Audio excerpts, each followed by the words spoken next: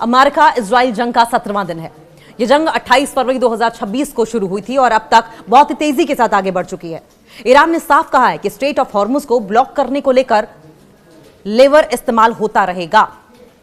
उन्होंने ईरान के पड़ोसी देशों से भी साफ तौर पर अपील की है कि वो अमेरिकी मिलिट्री बेस बंद करें, हमलों का जवाब देते रहें। यह उनका पहला बयान था जो स्टेट टीवी पर पढ़ा गया। ट्रंप ने इस पर रिएक्ट करते हुए कहा कि हमने जीत हासिल कर ली है, लेकिन अभी काम पूरा नहीं हुआ है। उन्होंने दुनिया के देशों ब्रिटेन, फ्रांस, चाइना, बाकी देशों से भी अपील की है कि वो वॉरशिप्स भेजकर स्ट्रेट ऑफ हॉर्मुज को सुरक्षित रखें और अमेरिका को कोऑर्डिनेट करते रहे अमेरिका के साथ। ट्रंप ने खार्ग आइलैंड, जो कि ईरान का मुख्य ऑयल एयरपोर्ट हब है, उस पर यूएस हमले का फुटेज जारी किया और कहा कि अगर ईरान शिपिंग रोकेगा तो ऑयल साइट्स पर और हमले होंगे।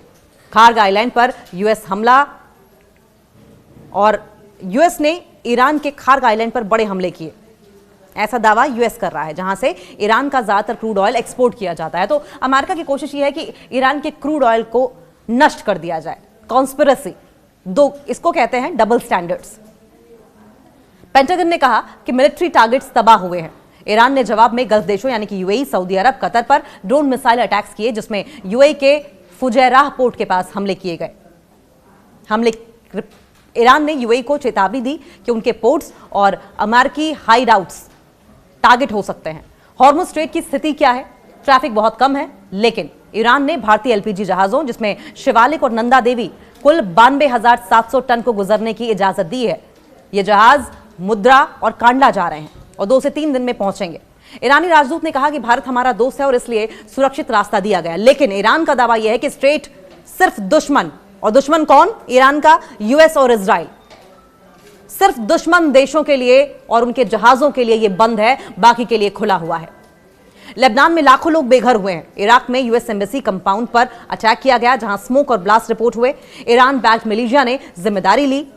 यूएस ने चेतावनी दी है कि अमेरिकी नागरिकों पर हमले होंगे। इजराइल ने लेबनान में हिजबुल्लाह पर स्ट्राइक्स भी बढ़ाए हैं, जिसमें दक्षिणी और पूर्वी इलाकों, जिसमें अल शहाबिया, तमनीन अल तहता, यहां पर दर्जनों लोग मारे गए हैं, दर्जनों मौतें हुई हैं। हेल्थ मिनिस्ट्री के मुताबिक लेबनान में कुल मौतें 500 से ज्यादा हो चुकी हैं, लाखों बेघर हो गए हैं। यूएस इजराइल हमलों में ईरान में 1444 से ज्यादा लोगों की मौत हुई है। 18,551 से ज्यादा लोग घायल बताए जा रहे हैं। मुश्तबा खामनेई की सेहत पर अफवाहें थी, लेकिन ईरानी अधिकारियों ने इनकार किया और कहा कि वो सुरक्षित हैं, स्वस्थ हैं। कुछ क्लेरिक्स ने उनकी लीडरशिप पर भी सवाल उठाए, लेकिन वो स्टेटमेंट जारी कर चुके हैं कि इस जंग की वजह से तेल कीमतें 23% तक बढ़ चुकी हैं। यूएन ने चेतावनी दी कि हॉर्मुज बंद रहने से खाद्य कीमतों और महंगाई बढ़ेगी। भारत के लिए एलपीजी सप्लाई बहाल हो रही है, लेकिन रिस्क बरकरार है। ये जंग अभी तेज है, कोई जल्दी खत्म होने के संकेत नहीं है। ईरान ने कहा कि शर्तें नहीं मानेंगे तो लड़ाई जारी रहेगी। रूस के तेल की खरीद पर अमेरिका की विशेष छूट। अमेरिका ने समुद्र में फंसे रूसी तेलों और पेट्रोलियम उत्पादों की खरीद के लिए 30 दिनों की विशेष छूट जारी की है। अमेरिकी वित्त मंत्री स्कॉट बेसेंट ने कहा कि इस फैसले का मकसद ईरान युद्ध के कारण अस्थिर हुए वैश्विक बाजार को संभालना है। ईरान की कड़ी चेतावनी क्या है? जाहिर है ईरान हाथ पर हाथ धरे नहीं बैठे रहेगा। ईरान ने भी साफ कर दिया है, साफ चेतावनी भी दी है कि अगर उसके ऊर्जा ढांचे या बंदरगाहों पर जरा सा भी अटैक हुआ तो पूरे क्षेत्र के तेल और गैस संसाधनों को आग के हवाले कर देगा, और यह आग जब भड़केगी तो आसपास के तमाम इलाकों को अपनी चपेट में लेगी, जो कि आधी दुनिया के लिए खतरनाक साबित होगा। ईरानी सैन्य प्रवक्ता के मुताबिक जवाबी कार्रवाई में, रिटेलिएशन में, उन सभी तेल और गैस प्रणालियों को निशाना बनाया जाएगा जिनसे अमेरिका, उसके जो एलाइज हैं, अमेरिकी एलाइज को फायदा मिलता है।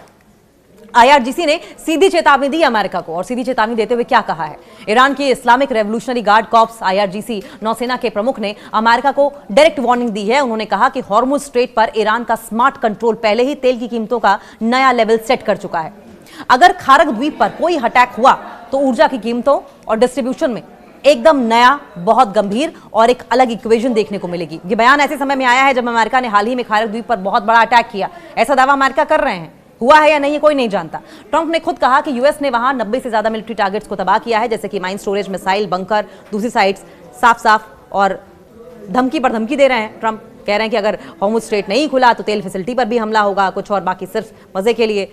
ईरान तो खुद ही कह रहा है कि आप नहीं माने तो हम खुद ही तेल के जो तमाम कुएं हैं या जो भी सोर्सेज हैं वहां पर हम आग लगा देंगे। आप क्या बिगाड़ेंगे हमारा? अमेरिका के 4 एयरबेस पर मिसाइल और ड्रोन से भी अटैक किया गया है। आईआरजीसी ने दावा किया कि उसने अमेरिका के 4 एयरबेस पर मिसाइल और ड्रोन से अटैक किया। हमले में commander centre, air traffic control tower और एयर डिफेंस सिस्टम को निशाना बनाया गया। ईरान ने कहा कि तस्वीरों में बेस को भारी नुकसान देखा गया है। और इस बीच इजराइल के लड़ाकू विमान ने दक्षिणी लेबनान के कई इलाकों जिब्दिन, हानन, कफर, एता अल शब और येटर में एयर स्ट्राइक्स की हैं।